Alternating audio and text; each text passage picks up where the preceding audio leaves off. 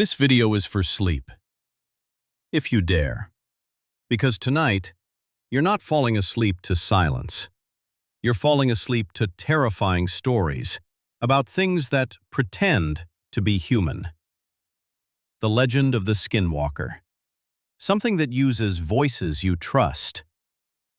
The Wendigo. A hunger that doesn't go away, no matter what you do. And the Goatman. Something that walks beside you, and you don't even notice until there's one too many. So go ahead. Close your eyes. Get comfortable. Just don't forget, if something starts to sound familiar, it might not be part of the story. The first time I heard it, I thought it was my brother. And that's what made it worse. Because if it sounded wrong, if it sounded unnatural, if there was even the smallest detail that didn't match, I would have ignored it. I would have stayed in bed, pretended I didn't hear anything. But it didn't sound wrong. It sounded normal. Too normal. It sounded exactly like Caleb. "Eli, open the window." I didn't move. Not right away.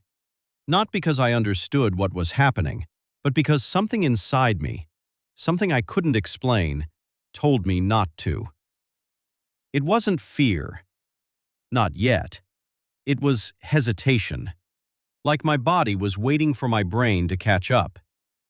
But it didn't. It just sat there, trying to make sense of something that didn't make sense. My room is on the second floor. There's nothing outside my window. No balcony, no ledge, nothing. So how was he there? Standing outside, like everything was normal? "Eli." Closer now.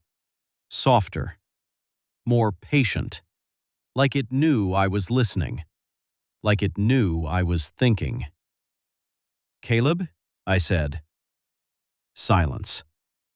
Then it laughed. Not creepy, not distorted. Normal.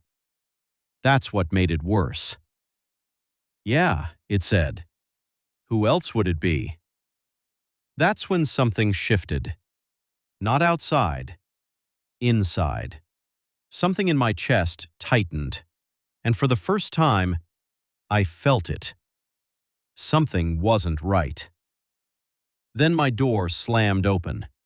Hard. Loud. I flinched. And there he was. Caleb. Actually inside. Breathing hard. Eyes wide. "Don't talk," he said. Everything in me froze. Because now there were two of him. One inside, one outside. Something tapped on the glass. Soft. Then again. Slower. More deliberate. "Eli, from the window, why'd you let me in?" That was the moment I knew. Whatever was outside wasn't human.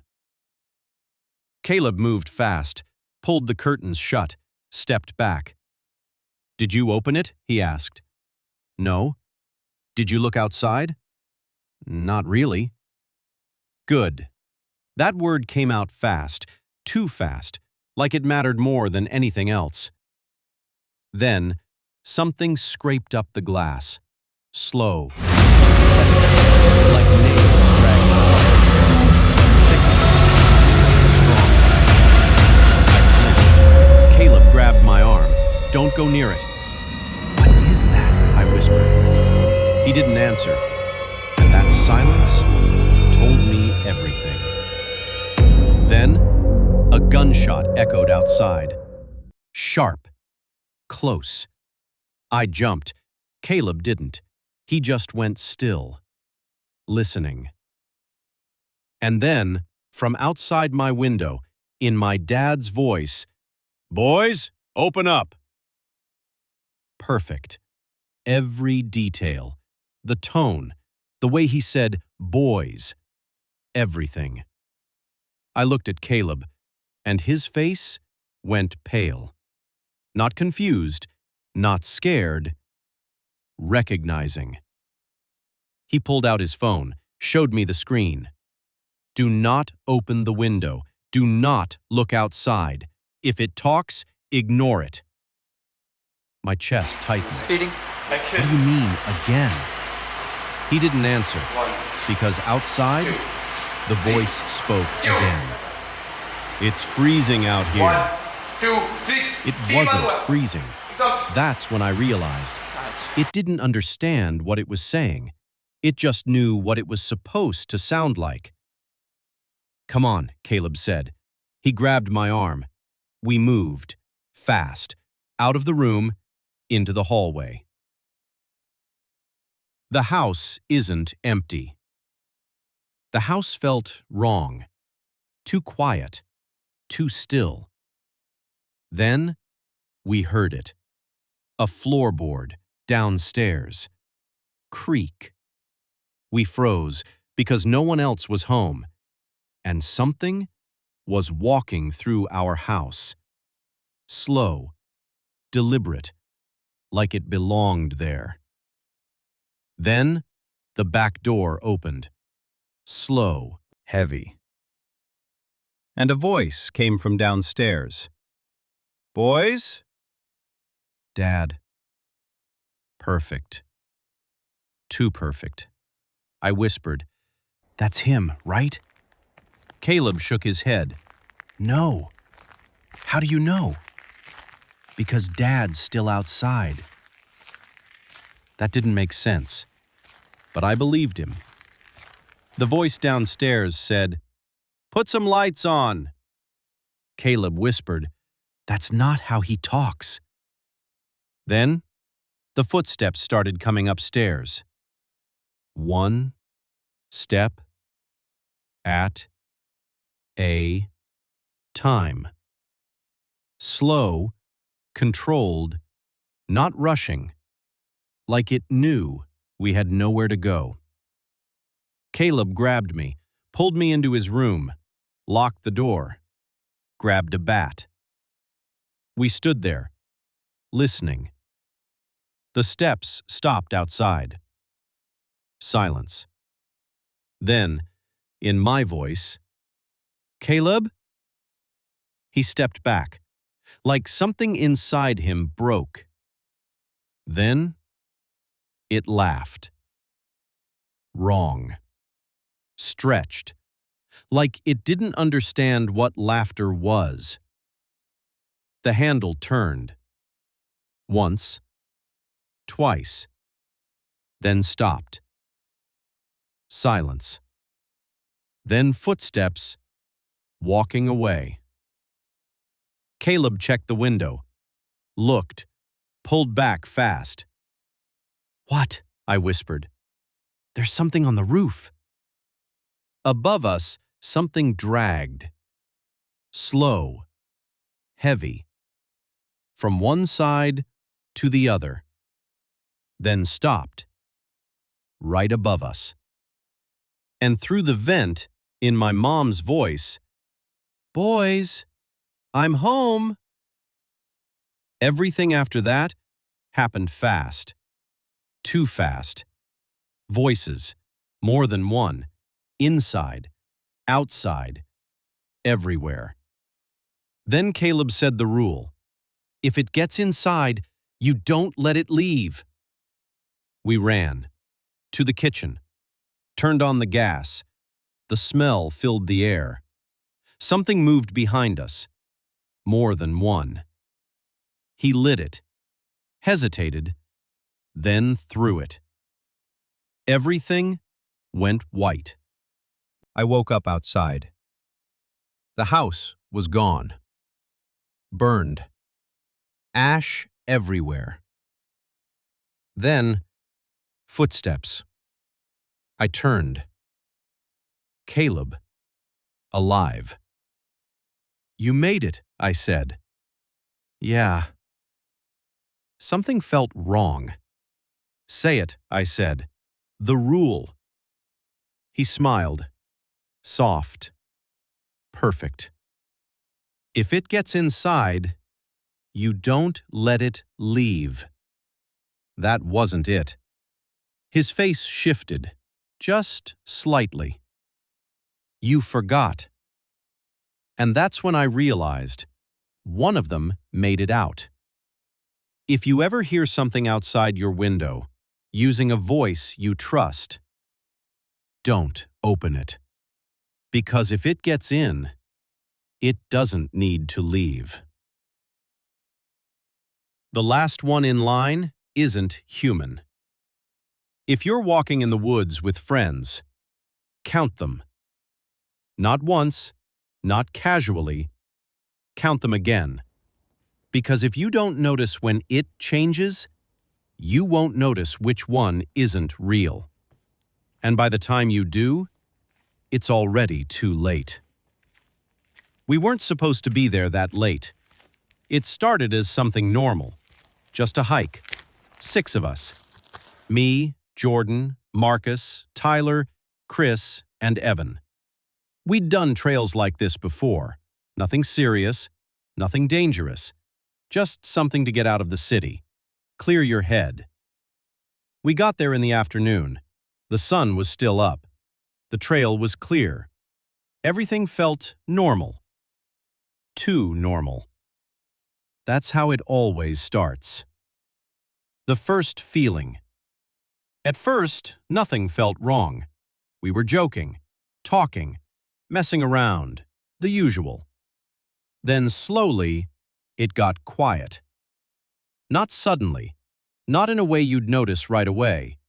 Just one conversation ended, then another, until no one was talking anymore. All you could hear was footsteps, leaves crunching, branches snapping, breathing. Then even that felt off, like something else was matching it. Marcus was the first to stop. "Yo!" We all turned. "What?" He looked behind him. "Weren't we just 6?" I laughed. "What do you mean? We are 6. "No," he said. "Like, I swear someone was behind me." We turned, counted. 1, 2, 3, 4, 5, 6. Still normal, still fine. Marcus shook his head. "Never mind." We kept walking. But something changed. Subtle, hard to explain. The trail didn't feel the same. The trees felt closer. The air felt heavier, like something was watching. Not from far away. Close. Too close. Then Tyler said, "Why are we in this order?" We all stopped. "What?" "I was behind Marcus," he said. "No, you weren't," Marcus replied. "Yes, I was." "No, you weren't." They argued for a second, then stopped. Because none of us knew. Not for sure. That's when the confusion started. We started walking again, closer together now, quieter, more aware. Then, footsteps. Behind us. Not matching ours. Slightly delayed. Crunch. Crunch. Crunch. We stopped. The footsteps stopped. We walked. They walked. Marcus turned slowly. "You hear that, right?" No one answered. Because we all did. "All right," Jordan said. "Everyone stop." We lined up. Carefully. Deliberately. He pointed. "Jordan, Marcus, Tyler, Chris, Evan, then me. 6. Still 6. But something felt wrong. like something didn't add up. "Count again," Evan said. Something about his voice felt off. Subtle, but off. We lined up again. 1, 2, 3, 4, 5, 6, 7. Silence. No one spoke. Because if we said it out loud, it became real. Slowly, we all turned to the last one in line. He looked normal, exactly like Evan. Same clothes, same face, same expression. "Why are you guys looking at me like that?" he said. My chest tightened. "Evan? Yeah?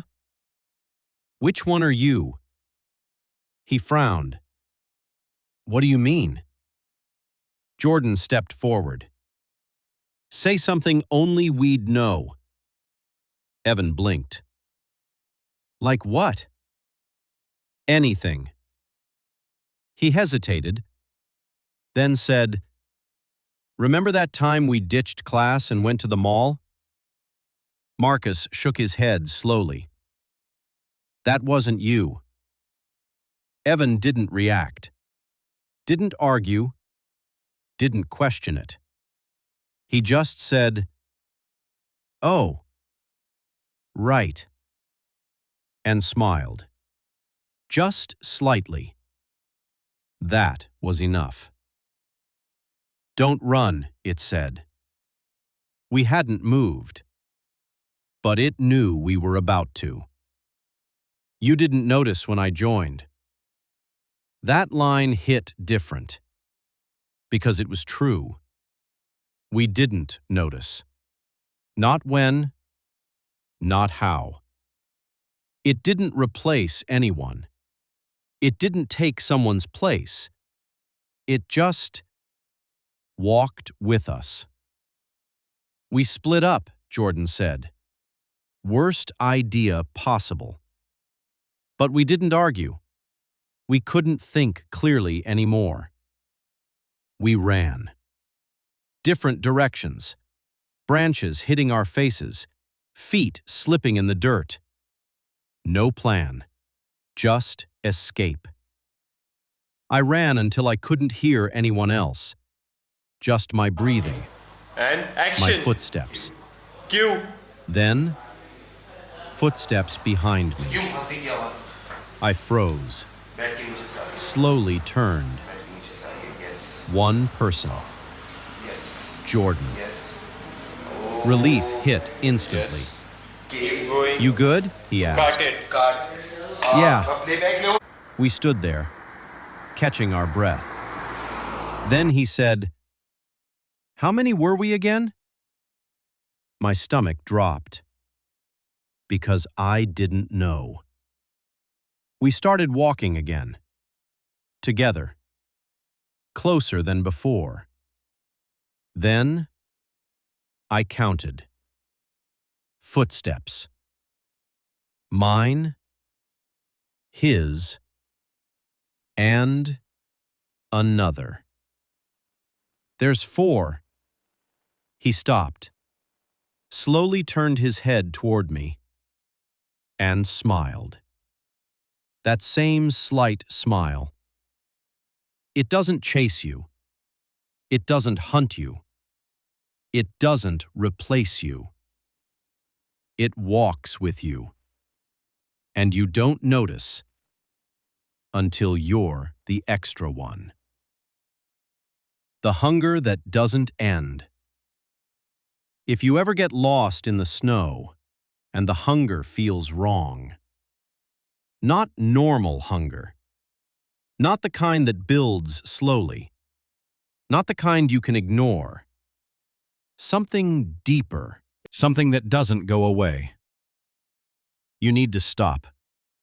You need to turn around. Because that hunger doesn't belong to you. We were supposed to be back before sunset. 4 of us. Me, Daniel, Marcus, and Kyle. It wasn't supposed to be dangerous. Just a winter hike. Something simple. Something normal. The kind of thing you don't think twice about. That's how it always starts. There was no warning, no build-up, in no slow change in the sky. 1 minute, clear. The next, white, endless, blinding. Snow came down fast, too fast, thick, heavy. Within minutes, the trail was gone. Footprints gone. Path gone. Everything gone. Just white. The first feeling. At first, we weren't scared, just confused, trying to figure out direction, trying to stay calm. Then it started. The hunger. Sudden, sharp, aggressive, like we hadn't eaten in days. "You feel that?" Marcus said. "Yeah," Kyle replied. "I'm starving." That didn't make sense. We had just eaten. A lot.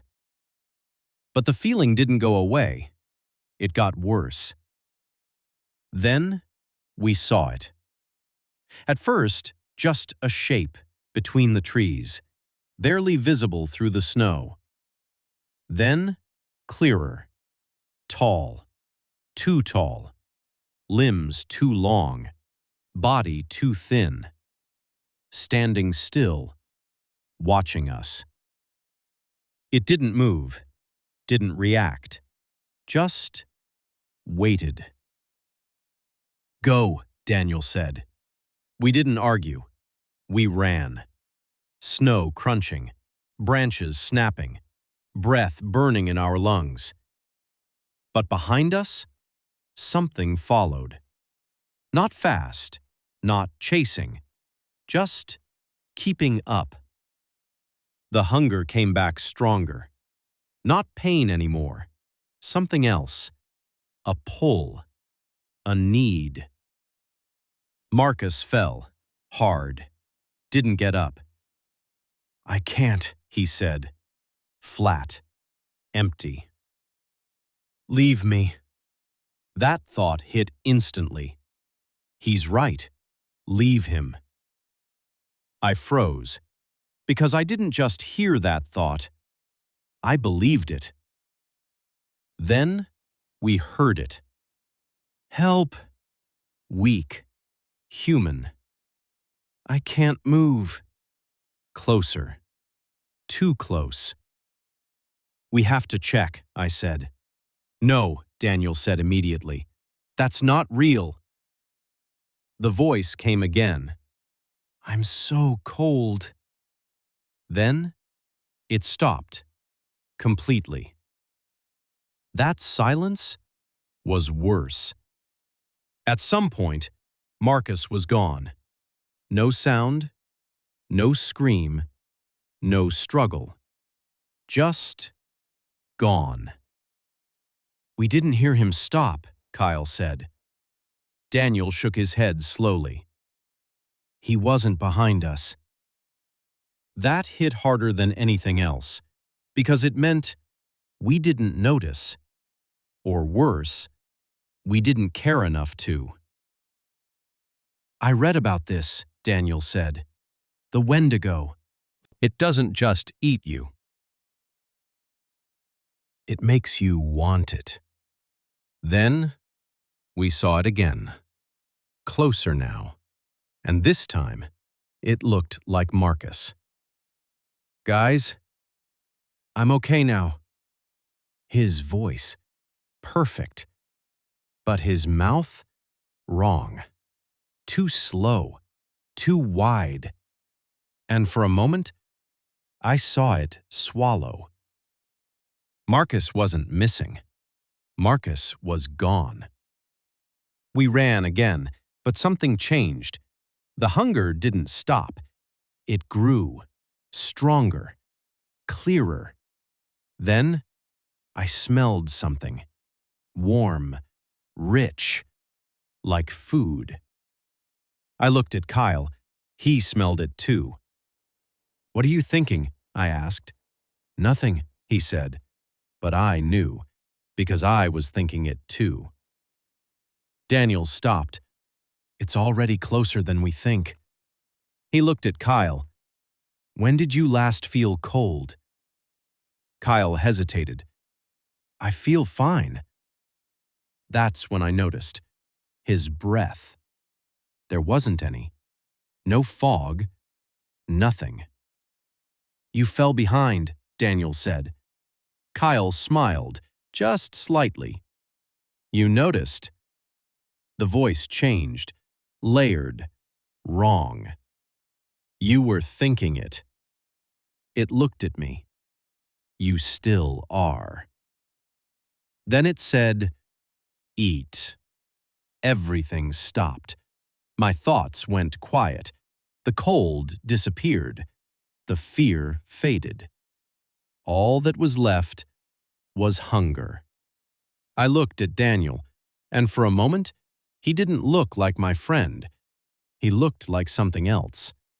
Something I needed. "Stay with me," he said. But it was too late. We stopped running. We couldn't anymore. Just stood there, breathing, shaking, hungry. Daniel looked at me. "I'm sorry." Then he lunged. We fell into the snow, fighting, not because we wanted to, because we couldn't stop. The storm was gone. The sky was clear, bright, silent. I stood alone, in the snow, looking down. 2 sets of tracks, going in, 1 coming out. I didn't feel full. That was the worst part. I was still hungry. If you ever feel hunger like that, run. Because once it starts, it doesn't stop. If you made it this far, I appreciate you. Every story you heard in this video was written and recorded by Sleepy Hollow. No reposts, no stolen content, just original stories designed to stay in your head long after the video ends. If you enjoyed this, make sure you subscribe and turn on notifications, because the next story might be worse.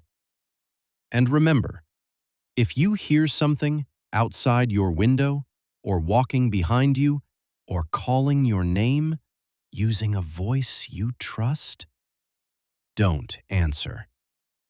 Just go to sleep, if you can.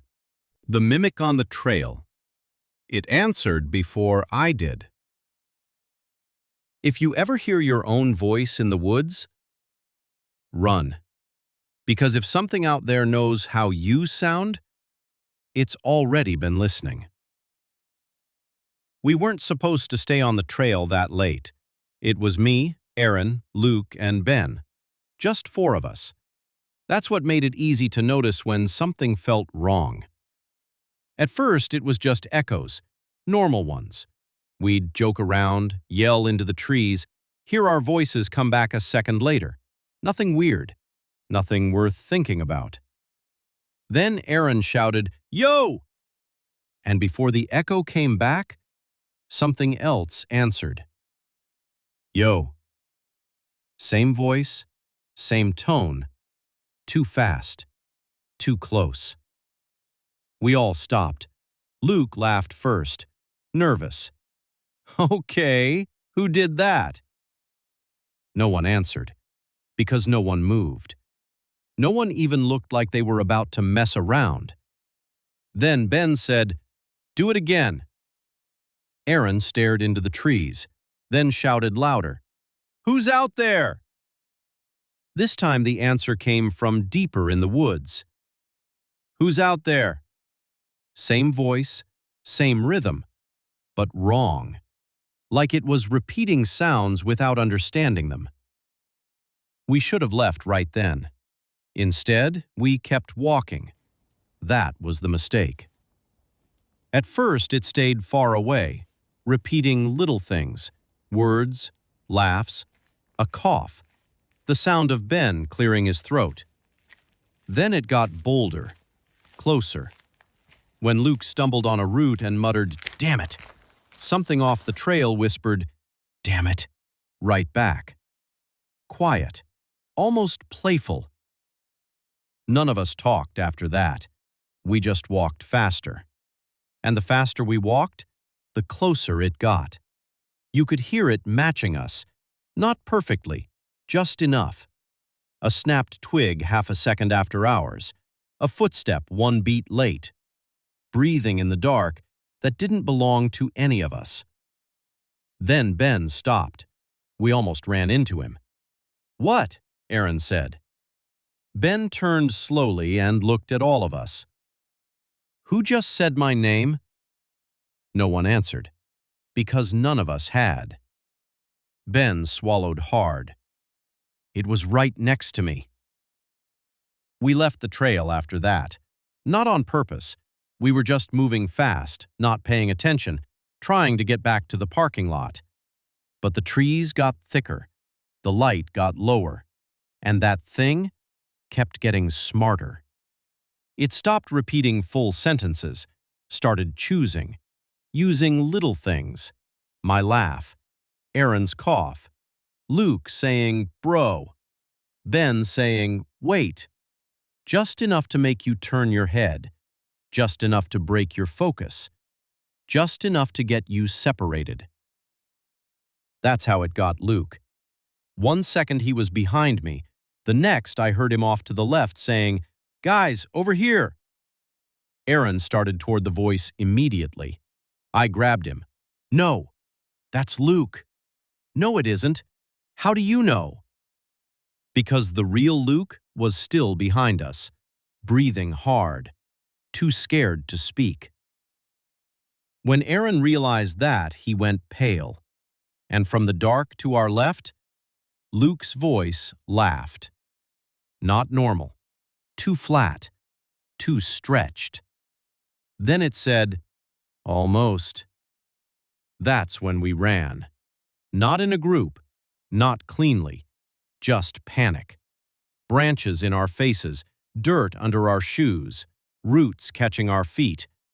And behind us, our own voices calling out. Mine, Aaron's, Ben's, Luke's, all from different directions. "Wait! This way! Help me! Bro, don't leave me!" We made it to the road with only 3 of us. Aaron, Ben, me. Luke never came out. We told ourselves maybe he found another way back. Maybe he got picked up. Maybe he got lost. Anything but the truth. Then Ben's phone buzzed. A voice memo. No contact name, no number, just audio. He played it. It was Luke. Crying, saying our names, begging us to come back. Then the crying stopped, and something in my voice whispered, "Bring one more." If something in the woods answers you too fast, it's not an echo. He only moved when I blinked. There's a kind of fear that hits all at once. A loud noise, a scream, a face at the window. And then there's the kind that builds, slow, quiet. So slowly you almost convince yourself it isn't real. That's the kind that stays with you. I first saw him when I was 8. Not clearly, just a shape, in the corner of my room. Too dark to be clothes, too tall to be a chair. Just there.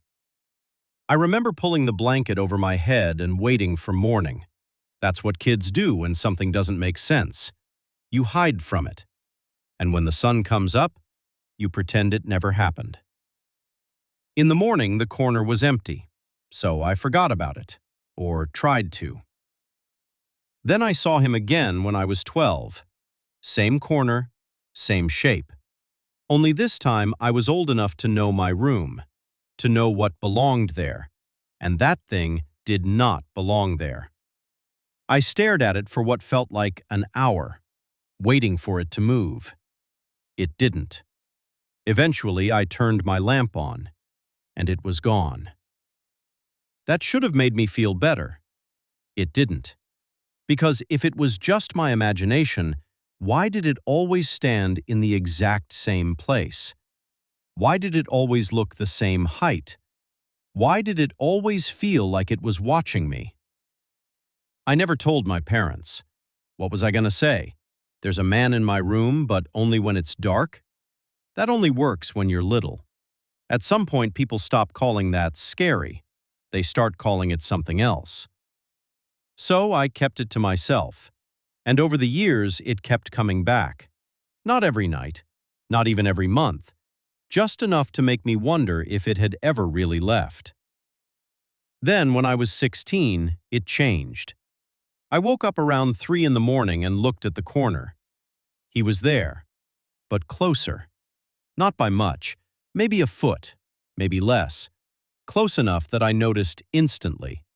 And once you notice something like that, you can't go back. The next night he was closer again. Still in the dark, still featureless, still just a shape, but no longer in the corner. Now he was beside my desk. I didn't sleep that night. I kept my lamp on until sunrise. When morning came, nothing was there. No footprints, no shadow, nothing. Just my room. Normal. Safe. Except it didn't feel safe anymore, because now I knew the rule.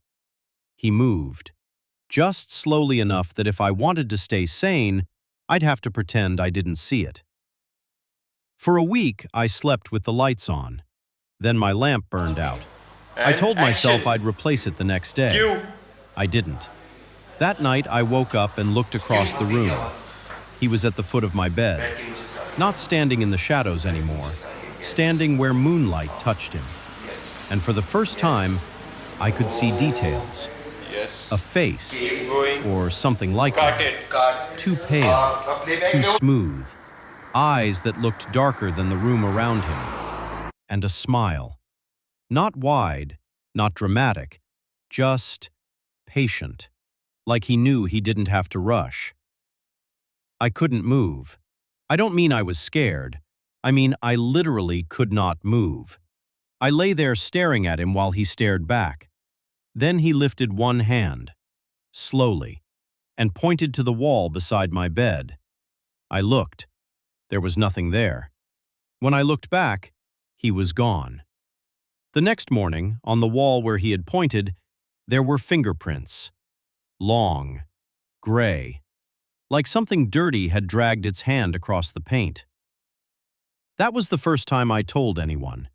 My dad came into my room, looked at the wall, and said I probably did it in my sleep. Then he painted over it.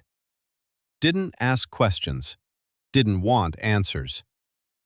That night, the man was back, closer than ever, right beside the bed. I could see his face now, human enough to be wrong, like a sketch someone had almost finished. He leaned down slowly until I could feel cold air near my face, and then he whispered, "You finally let me get close." I don't remember screaming. I must have, because my parents came in, turned the light on. He was gone. But the blanket had been pulled halfway off me, and there were fingerprints on the side of my mattress, that same gray color. My dad didn't repaint over those. He just stared, didn't say anything, wouldn't even look at me. The next morning, he moved my bed into the guest room. We never talked about why. I'm 20 now. I haven't seen him in years, but I don't sleep facing corners anymore. And every place I move into, the first thing I do is check how many dark corners the room has, because I still remember the last thing he said before he disappeared for good. A month after we moved my bed, I woke up in the guest room and heard his voice from the old room across the hall. Quiet, calm, patient. You can move, but corners come with you. If there's something in the corner of your room, don't keep checking if it's still there, because one night, it won't be. Don't answer the phone at 3:13. It knew what I was looking at. It started with one missed call. No caller ID, 3:13 a.m. I only remember the exact time because I checked it twice before I put my phone face down and tried to go back to sleep. Then it called again, and again, 3 times in less than a minute. I was annoyed more than scared. That changed when it left a voicemail. I didn't listen to it until morning. I wish I never did. At first, all you hear is static, then breathing, slow, close, and then my own voice says, "Don't answer the next one." I almost dropped my phone. I replayed it 5 times, same thing every time. Static, breathing, my voice. I told myself someone was messing with me. Somebody had clipped my voice from a video or a note or something. That explanation lasted until 3:13 the next morning. The call came again. No caller ID. I didn't answer. It rang until it stopped. Then a text came through from an unknown number. Good. I stared at it for a full minute. Then another one came. Keep looking at the door.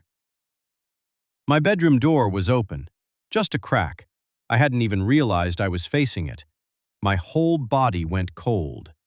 Then the phone started ringing again. This time I answered.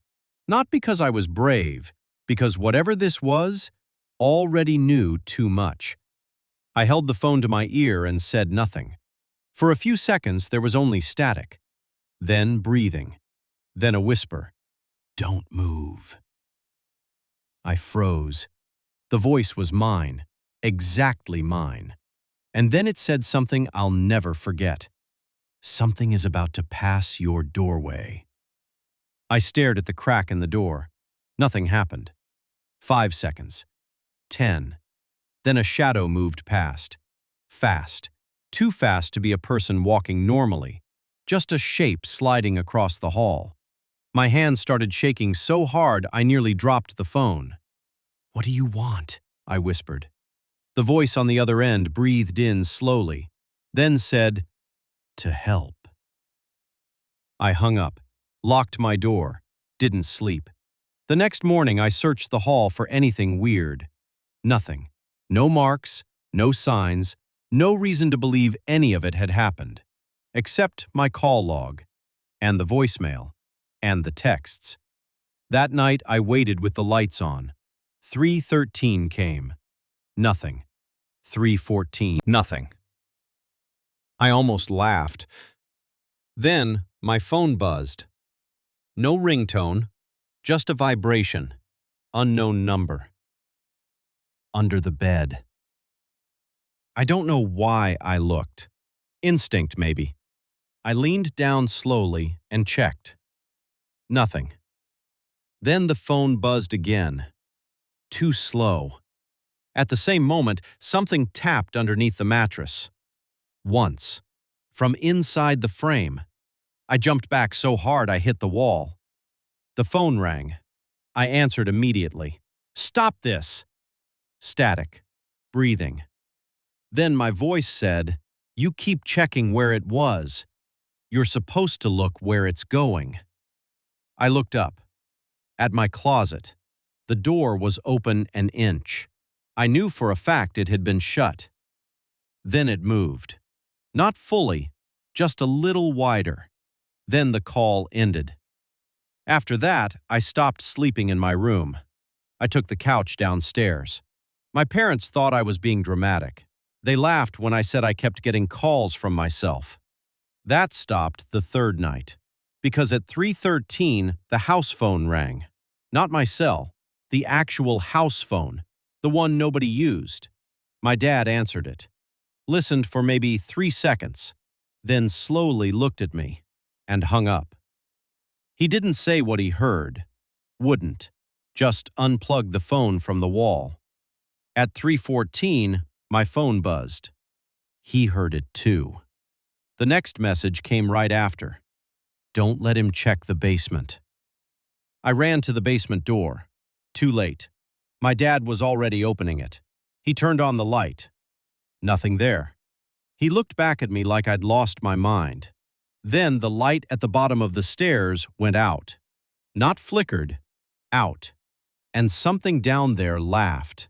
Quiet, flat, like it had just learned how. Action. My dad Cue. shut the door so hard the frame cracked. We never talked about that night, but he nailed the basement shut the next day. 3 boards across. No explanation, no argument. At 3:13 the next morning, I got one last call. Keep going. I answered without Cut thinking. it. Cut. This time there was no static, no breathing, just my voice. Calm, clear. Now it knows you listen. I changed my number after that, got a new phone, knew everything. The calls stopped. For a while. Then last month, I woke up at 3:13 to a voice memo on my laptop. No sender, no file name, just audio. When I played it, it was my voice. Again. Only this time it sounded relieved. You finally stopped using the phone. So now it has to come inside. If your phone rings at 3:13 and the voice sounds like you, let it ring. Because the moment you answer, it knows where to start talking from. The figure in the rear view. It was closer every time I checked. If you're driving at night, don't check your rear view mirror too often. Not because something might be there, but because, if it is, you might not notice when it gets closer. It started on a normal drive home. Late. Past midnight. Empty roads. No traffic. Just me and the sound of my engine. I remember checking my mirror once, just out of habit. Nothing behind me. No headlights. No movement. Just darkness. I checked again a few minutes later, and that's when I saw it. Far back, standing in the road. Still. Too still. At first, I thought it was a person. Someone walking. Maybe broken down. Maybe lost. But something felt off. It wasn't moving. Not even a little. I slowed down slightly, not enough to stop, just enough to think. Should I turn around? Should I check? Then I looked again, and it was closer. Not walking, not running, just closer. That's when I sped up. Instinct, no thinking, just acceleration. I told myself it was nothing, just my eyes, just the dark, just distance. Then I checked again, and it was still there, still in the middle of the road, still facing me, but closer, closer than it should have been. I stopped checking after that, for a while, just drove, focused on the road ahead, until something made me look again. Not a sound, not a movement, just a feeling, like something was behind me. Close. Too close. I checked the mirror, and my heart dropped. It wasn't in the road anymore. It was standing directly behind my car. Close enough that I couldn't see its feet, only its upper body. Still. Watching. I slammed the gas, didn't look again, didn't think, just drove. For 5 minutes. 10.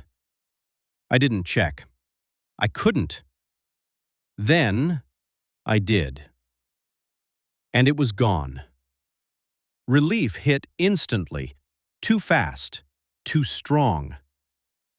Then something tapped the back window. Once. Soft. I froze. Didn't turn around. Didn't breathe. Then it tapped again. Slower. Closer. I checked the mirror, and this time, it wasn't behind me. It was sitting in the back seat. If you see something in your rearview mirror, don't look away. Because if it disappears, it didn't leave. The extra person in my house. There was always one too many. There's a rule in my house now. We count. Every time. Before we go to sleep, before we eat, before we leave a room. Because if we don't, we won't notice when it happens again. It started small, just a feeling, like someone was around, even when no one was. Then it turned into something else, something we couldn't ignore. My mom was the first to say it. How many are here right now? We laughed. 5. Always 5. Mom, Dad, me, my sister, my little brother. But then she said, "Then who was just in the hallway?" We checked. Nothing there. No one there. We ignored it. That's what people do, until ignoring it doesn't work anymore. The next night, we were all in the living room, talking, watching TV, normal. Then my sister stopped. Who just walked past the stairs? We all turned. No one was there. Then my brother said, "I thought that was you." Original. We counted. 1, 2, 3, 4, 5, still 5. But something felt wrong, like we were missing something, or like we were counting wrong. That's when it got worse. We started hearing footsteps. Upstairs. At night. When everyone was downstairs. Doors opening. Closing. Soft. Careful. Like whoever it was, real didn't want to be heard.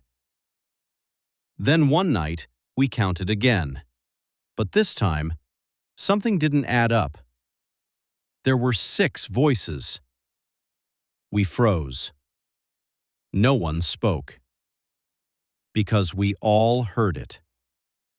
One extra voice. Talking. Laughing. Sounding normal. Blending in. Who just said that? My dad asked. No one answered. Because none of us had. Then it spoke again. Clear. Calm. Why did you stop counting? That's when we understood. It didn't come into the house. It was already here. If you ever feel like there's someone in your house, count. Because if you don't notice the extra one, it doesn't need to hide. It only knocked when I was alone. At first, it was just knocking. Soft. Random. Late at night. I thought it was neighbors. Or pipes. Or anything normal. Then one night, I knocked back. And it answered. Immediately. That's when I realized whatever was making that sound was listening. It started getting worse after that.